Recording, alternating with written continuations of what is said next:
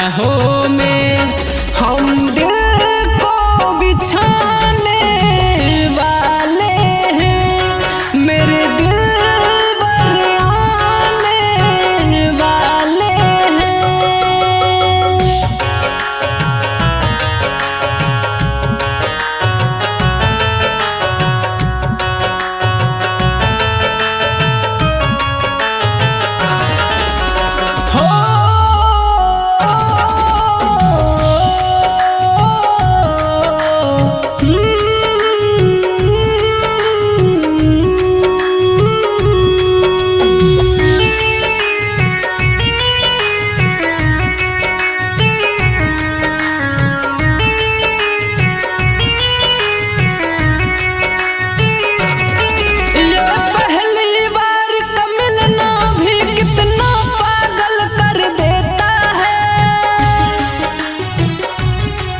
ये पहली बार का मिलना भी कितना पागल कर देता है। कुछ कुछ होता है सांसों में पर ना जाने क्यों होता है।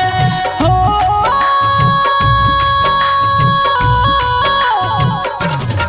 बाहों में भर के हम उनको मदहोश बनाने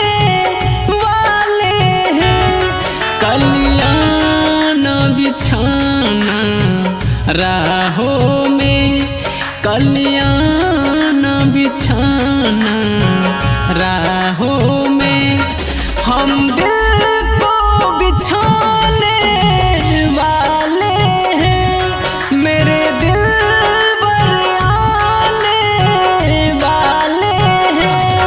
क्या तुम्हें पता है गुलशन